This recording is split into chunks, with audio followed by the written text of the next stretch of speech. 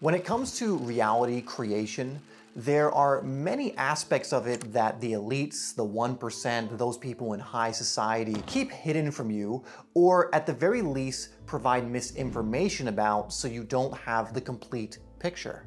And this is certainly a problem if you want to be able to predictably and consistently create your reality to live life at higher and higher levels based on your vision, because if you don't have all pieces to the puzzle, well, you can't complete the puzzle. And in this video, I want to go over one of the most crucial pieces to this puzzle that when you don't have it, it can really destroy so many people's ability to create their realities. I've seen it in so many clients I've worked with where this was the main thing they really needed to learn and implement. And most of the time, the reason most people can't implement this piece or even use it is because they're not aware it even exists. What I'm going to be going over isn't really talked about all that much, and there's a very subtle kind of nuance to it that allows for it to work. And the reason it's a problem if someone isn't aware of this piece of the puzzle is it's the thing that allows you or keeps you moving forward, but then moving backwards.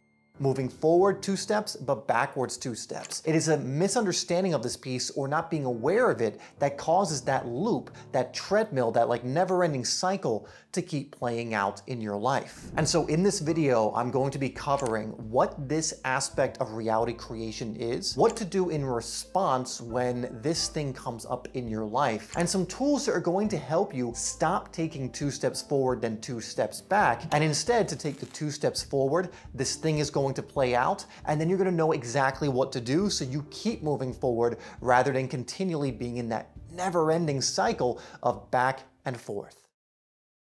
So what is this secret then that not many people are told about and isn't really taught when we're going over reality creation, yet is such a crucial component to actually being able to do that? And like I mentioned, so many people get this part wrong, not because they know what it is and they keep making the same mistake over and over again, but simply due to the fact that most people are not even aware of this piece in the puzzle. And this is what causes people to be in a perpetual loop, perpetually taking 2 steps forward, then 2 steps back, perpetually being on the hamster wheel when it comes to this, where it looks like you're making progress, but you're really kind of moving back and forth in place. In fact, this is such a crucial piece of the puzzle that clients we take through our 6-month transformation program, we go over this time and time again and make sure that they get it right so that they're taking 2 steps forward and then able to take another step forward and then another step forward and so on. That's how crucial this piece is, that within that program that's helped so many people, we really reiterate and go over and over this point and go into it deeper and more nuanced. And if you want to learn more about our program, I'll leave a free training down below. That's not only going to give you just an amazing training on reality creation and how to make that work for you, but also gives you some more info on our program, so that will be down below. So to explain what this piece of the puzzle is, what is generally the advice that is given when, let's say, you're following a certain system? Let's say you're following the Hermetic principles. Let's say you're doing the law of attraction. You're trying to use the law of attraction more intentionally and all these different things, but then inevitably some chaos starts to show up. What I found is there typically isn't any advice. People don't go into what you do when this happens. Or, if you look at some kind of like the hustle grind culture, it's, oh, you need to push through, you need to fight the storm, you need to fight against the chaos, and then you'll eventually make it through. Now, the problem with this solution of you just need to push through is even if you do somehow come through the storm or come through the chaos, you come through it, with a massive amount of stress, a massive amount of high entropy, which means high breakdown. This is the kind of person, for example, who really wants to be rich, so they work their butt off, they sacrifice so many different things, they push through the storms, they fight against life, and perhaps they do become rich, but it comes at a cost. It comes at the cost of maybe their health or their relationships, or they even feel empty inside despite having this thing they thought they wanted. Now, what's great is when you are in front of the storm or you are confronted with the storm and the chaos that will inevitably come up when you go on this journey, there is a much better way to approach it that allows you to not only come through it unscathed, but to come out on the other side with a higher level of order now in your life. So there are typically three states of being you can be in when chaos starts coming up in your life, when there is a storm, when there is just stuff that's just being kicked up. There are three states of being most people are in. Now, the two states we've already mentioned are kind of like the victim state and the hustle state. And then I'll give you the third state that I'm going to invite you to start developing that's going to allow you to come through the storm and actually be better for it. So let's go over what these three states are that people usually respond to the storm in. Now, be aware if this is a storm that is just a result of chaos because you're thinking chaotically or you're just kind of like on the struggle bus or playing the victim all the time. That's not what we're talking about here. We're talking about the kind of chaos that comes up when you're making progress. You're actually doing right things, so to speak. So you're being more intentional with your thoughts. You're feeling better. You're moving closer to your goals. Maybe you have a DCA, a dream, all these kinds of things. Inevitably, for anyone who's made progress in their life, they know that eventually some kind of chaos starts to come up. So that's what we're talking about when we're talking about the storm and chaos. You stuck with things for a little bit, and now this thing is here. The first way in which people respond is what's called to me. Now, to me is victim state. This is life happens to me. So you're kind of moving along and things are actually pretty rosy. Things are pretty good. And you're like, oh, this stuff's working. A lot of attraction's working. All these synchronicities. This is amazing. But then the storm comes in and the response of someone who is more used to me goes, this is so unfair. Why is this storm here? Why me? Why always me? And they go into this victim mode. And what happens when someone goes into a victim mode and chaos starts coming up, people get fearful and they take those steps backwards, right? So there's the storm and they step away from the storm, unwilling to engage with the storm. The problem is your next level of manifestation, your next best version of yourself is on the other side of that storm. So trying to avoid it or getting scared when the storm comes up, the chaos comes up, is not going to move you forward. This is why people take 2 steps forward and then 2 steps back out of fear. Now, we're going to get into, essentially why that is, why this happens, why we get fearful, or why the chaos is even there, actually. I'm going to go over exactly why the chaos is there and why it's a necessary step. But this is the first way in which people respond. And this is called to me, level of consciousness. Life happens to me.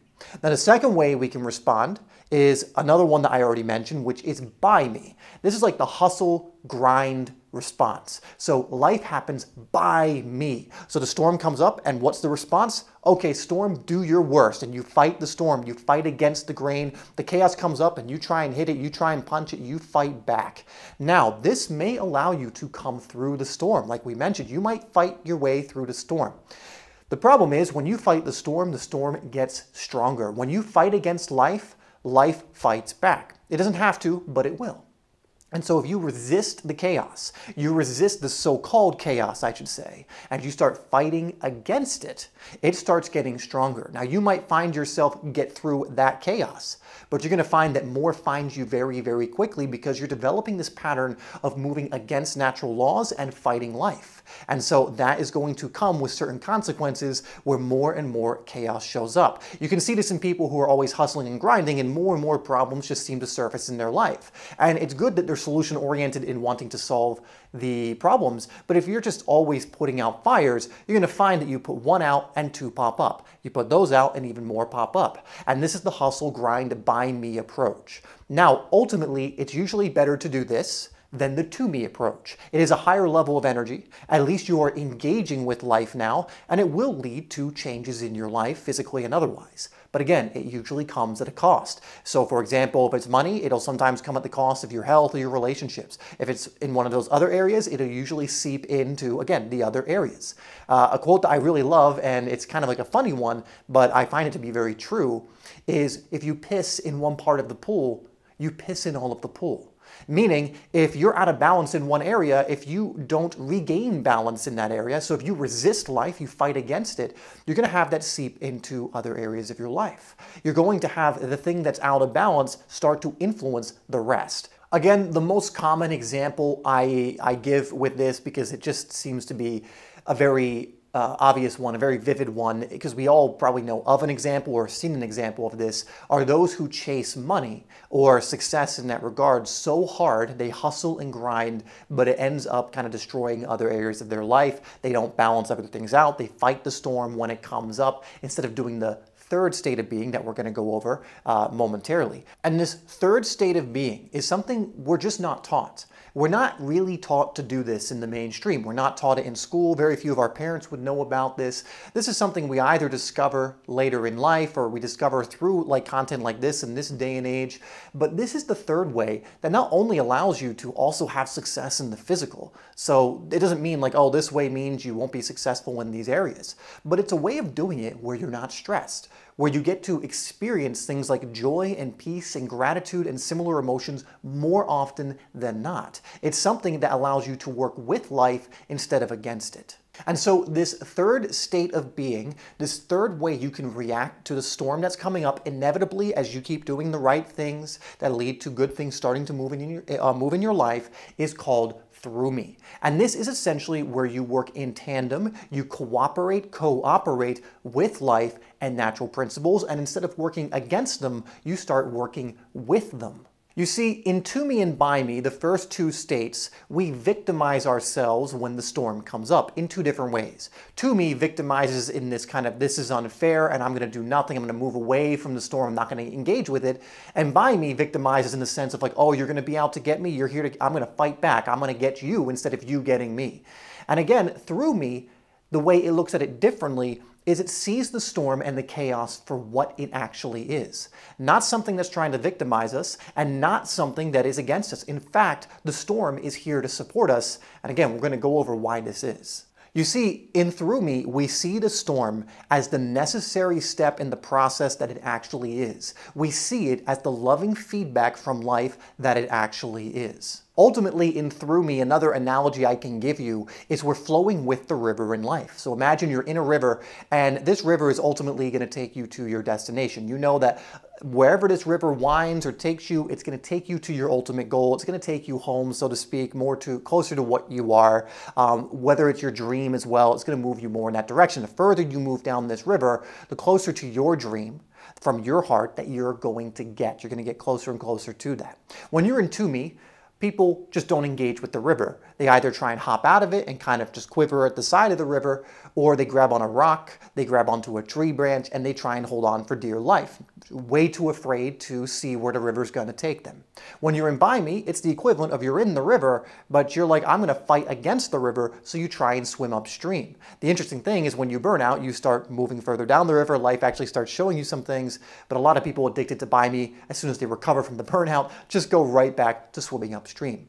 The through me person is the one who allows the stream to take them along, and they work with the stream, meaning you can position yourself in a certain place in the stream, but you allow yourself to go around the bends, knowing that you're not going to be led astray. You allow yourself to move through the rapids, not really getting attached to I'm being victimized or all these different things, and you allow yourself to move further down the river because ultimately, the further down the river you go, the closer to your dreams you're getting, the closer to home you're getting, the closer to what you're getting.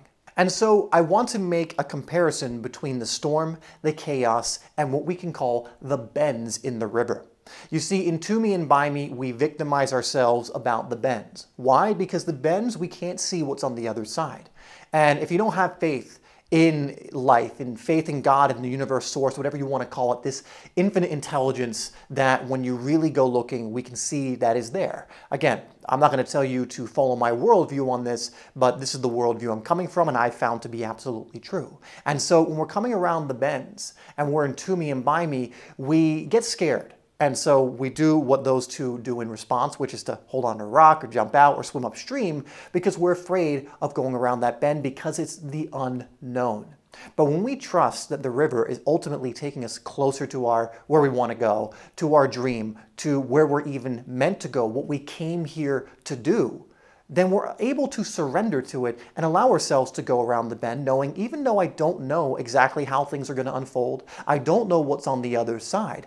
I know that the universe, I know that God, I know that Source wouldn't bring me to this bend if I wasn't meant to be here. Wouldn't bring me here if I wasn't meant to unfold in this way or go around this bend, right? There's going to be many times in the river where it's very calm and it's a straight, and it's just like you can see everything ahead of you and it's great. There's going to be other times where certain invitations to grow are going to come up and you're going to need to go around the bend. And the bend also represents the chaos. People are scared of chaos because they don't know what's going to happen, and we're addicted to knowing how things are going to unfold. And it's what prevents so many people from giving faith to life, knowing that life actually is going to maneuver and settle everything in ways that you know not, and that are going to be way better for what you're trying to do. And so when you can embrace the bends in the river, when you can celebrate the so-called chaos or even negativity, you start to win the game of reality creation, not victimizing yourself by the chaos, not victimizing yourself because chaos is coming in, but understanding that chaos is a necessary step to a higher level of order. Chaos is necessary, things need to break down for stronger things to be built up. And we're going to get into, again, how this works more deeply in just a moment. And so ultimately, what I want to do right now is kind of give you an idea of how this works. And it uses what's called the law of continuity. And it is through this law why so many people get scared, so they start taking steps forward, chaos starts coming up, and they take a step back. It's because they don't understand the law of continuity. And so I'm going to take a clip from a video I made a while back or a little bit ago that explains something called the movie script analogy and also how the law of continuity works. I'm going to clip that in here right now so you can understand how this works and you can relate it to what we've already talked about. So I'm going to lead up to this wisdom by giving you an insanely powerful analogy that we actually give some of our high-paying students and clients that is really going to paint a picture of how our reality works. So I want you to imagine that your life is like a movie. So you are living the life of your movie, or your movie is your life. So you're living the movie of you. Whatever your name is, that is your movie. I want you to imagine that like on a movie, you have a movie set, you have script writers, you have like the other actors in your movie. So you have like secondary characters. Now I want you to imagine that what you're seeing in your everyday life is literally just the script of your movie playing out. So I want to make an important distinction here when it comes to this metaphor, to this analogy. So your life is this movie, right? And so you're playing out in the movie of you. But a lot of people think that they are the character on screen instead of the actor that is playing the character. So for example, one my mentor likes to make is Daniel Craig plays James Bond. So he plays James Bond. But is Daniel Craig James Bond? No, as soon as he leaves the movie set, he's Daniel Craig. He's just playing a character. And so to understand that in this movie of your life, you are simply playing a character that is adhering to a specific script that the script writers are making. There's a script, you are playing a character from that script, but you are the actor, you're kind of looking at the script and you're going on, you're kind of in the scene of your life. So you wake up, you're in the scene of when you're waking up in the morning, you go brush your teeth, you go do whatever, you're in that scene, and you're playing this character of whatever your name is. But behind the character is the actor, and this is kind of our true selves. This is kind of our energetic selves. This is kind of our higher self, even, if you will. So just a distinction to make, you are playing a character, but you're really the actor in the same way that Daniel Craig is playing the character James Bond in the James Bond movies, but he's not James Bond. He's just playing that character in that specific movie. And that's an increase in awareness when you realize that you're just playing a character. Most people get hooked into the character they're playing, forgetting that they're just playing a character and they are so much more. Now, your movie looks a certain way because of what the script writers are writing for you in the movie, right? So again, Daniel Craig plays James Bond. He's just acting out whatever is written in the script. The things showing up on set are whatever the script writers are writing into the set, whatever they're writing into the story. Now here's where it gets interesting. When it comes to the movie of your life, you have certain script writers whose job is to write a certain genre for your movie. Now, how many people, for example, do you see who seem to be having a very dramatic, like drama, melodramatic type of life? It's always got this gossip and all these things are happening to them all the time and they're complaining all the time. Well, the reason is because they have script writers who are writing a melodramatic script. Right? So by design, on this movie set of their life, which is your physical world, by the way, so the movie set represents your physical life, it's going to bring in people that fuel that drama. It's going to bring in events that fuel that drama. And as long as you think you're the character and it's all happening to you, you're going to get hooked into this and not know how to move on to a different set that has different script writers. And I promise I'm getting to the big part, of piece in the puzzle in just a bit. but this might actually be a revelation for you, this idea I'm going over right now. So how do you start changing your reality so that you're not living based on this drama-based script that these script writers are giving you? Now here's what most people do, is they go up to the script writers and they start yelling at them. They start trying to take the pen out of their hand and write it themselves. But this is not the way to do it. As soon as you walk away, the script writer's just going to cross off whatever you wrote and put back in the drama script. Now, why is this? It's because the script writer at the level you're currently at, it's their job to give you whatever script you're getting. But how do we change the script? Well, it's not about trying to influence the script writers wherever you are. Well, you have to understand, it's like having like a 10-story building, and on each different level of that building are different script writers that are writing completely different scripts. Okay, so I hope you're with me so far. Each of those scripts lead to a different style of movie, a different genre. So on one floor, the lower levels, you have things like a guilt script, a very kind of low conscious script. You have things like a drama, you have things like a horror movie, so it's fear-based at those lower levels. But as you go up the levels in this building with different script writers, you start having action and adventure. You start having comedies. You start having, profound movies that move you emotionally. So the question is, how do we move up the building? Well, it's very simple. You hook yourself out of being the character and realize that you're actually the actor playing a character. And you see that you're on this movie scene. You're in this movie scene on this set, and it seems to be drama-based. Now, the scriptwriters are there. You understand at this point that going up to them and asking them to change it is fruitless, because that's their job. They're on the drama floor. They're produced and paid to write a literal drama. So they're not going to change that. They're not going to take input from you to completely change the script that you've agreed to play in, even if you didn't know you agreed to do it. So what do? We walk up to the elevator and we press up. It really is that simple. And this is where this missing puzzle piece comes into play. So if you've ever felt in line with this analogy that you've actually done that, so things are kicking up in your outside world, you're in this drama thing and you're just like, you know what? I know that my inner world leads to my outer. I know this is fine. I'm just going to not hook into it. So what I'm going to do is I'm just going to raise my consciousness. I'm just going to raise my energy. I'm going to be in a high vibration despite all that's happening.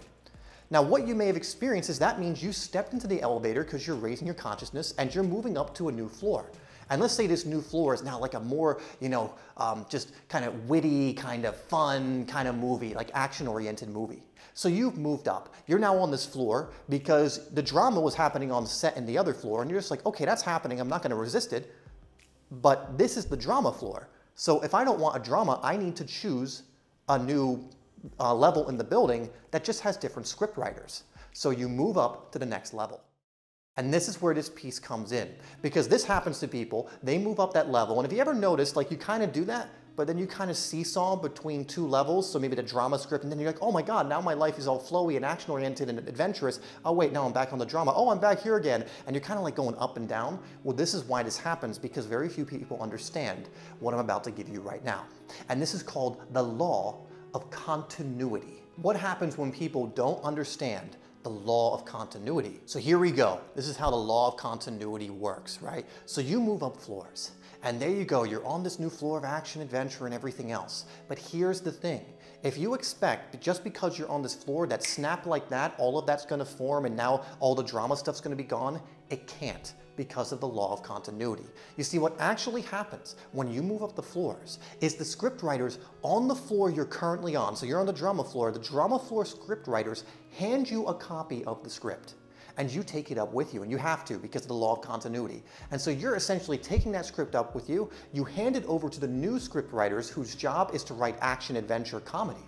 And they go, okay, so here's the script you've currently been working with. We need to write around this script. They can't just throw it out because it would break the law of continuity. It would ruin the game. It would ruin the movie. There would be, like if you watch a movie and something that doesn't make sense suddenly happens, well, then it takes people out of the illusion. It kind of knocks you out of a movie and you remember, oh, I was watching a movie, and you're not able to get hooked into it and actually buy into it. So if you go from like so much drama and then you snap your fingers and now suddenly you're a millionaire with a perfect relationship and all those different things, it wouldn't work. It wouldn't work, and the game would be broken, the movie would be broken, right? So there has to be the law of continuity. And what that means is you are still going to have a little bit of drama residue when you move up the floor from the script.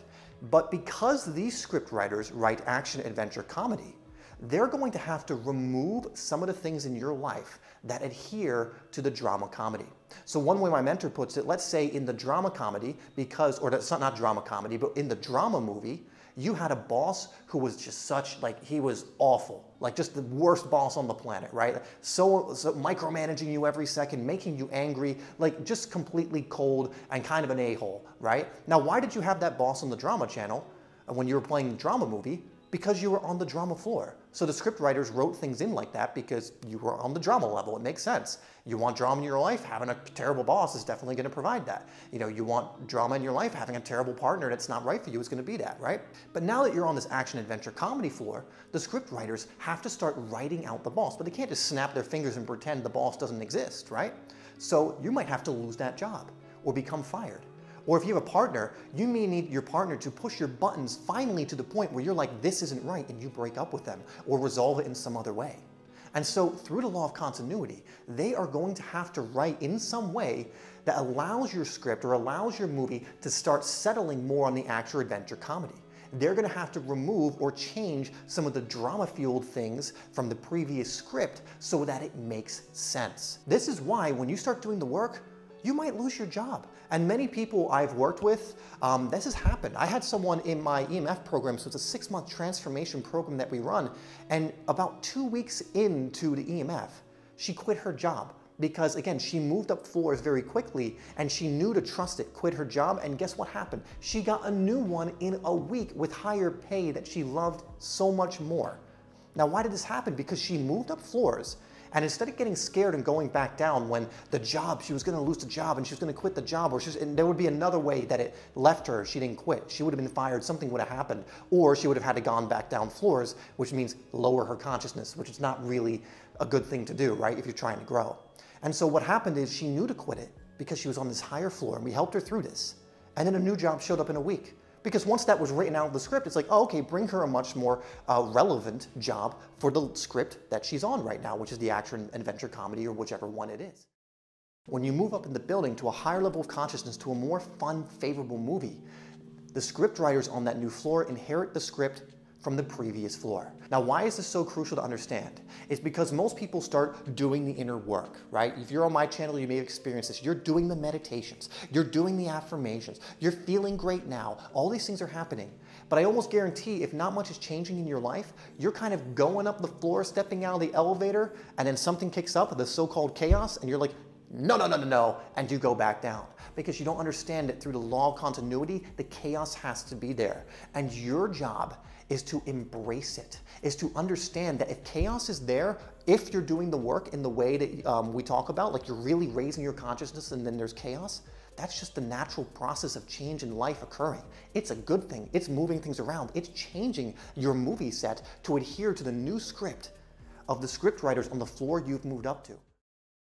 Okay, so I hope you enjoyed that clip and it's given you some new insight and some new awarenesses that go over why we experience chaos and why it's a necessary step and why it's not actually chaos, it's a misnomer, it's actually the catalyst for change. When you're experiencing chaos, when you're doing the work, what we teach clients is actually get excited because that means something is breaking down for something even more orderly and coherent to come into your life. But the script writers have to write out the old stuff, which is going to fall apart. It's going to look like chaos, like if you get fired from a boss that's no longer serving you in your mission or whatever else it is, so that something new and better can come in. But again, what's beautiful about chaos when you know you're doing the work and you know you're not kidding yourself is that you know if chaos is showing up, it's because you're starting to move up the elevator to a new floor, to a new life. And so when this is happening, it's why I invite you to remain calm and grounded and actually feeling pretty good. Because if you can do that in response to the bend, again, celebrate the negative, celebrate the chaos, celebrate the storm that is here, you will move very quickly up that floor and solidify yourself here, even as things in your external are falling apart. But as long as you don't get hooked into them, as long as you don't get scared and move back down floors, which is what happens to a lot of people, they get scared and jump back down to the drama floor where they feel more comfortable. As long as you don't do that, new circumstances will begin to form in your life. New opportunities will start to come in. Now, I've given you the concept here, but maybe you want some tools that are going to help you embrace the bends, that are going to help you remain calm when the chaos comes up, which is completely understandable. And so I'd go watch this video next where I supply you with these tools and some other things that are going to help you in this process, because like I mentioned, it's such a crucial part of the puzzle of reality creation. And so it definitely is worth diving and exploring even deeper, and I give you some other great insights and tools in this video.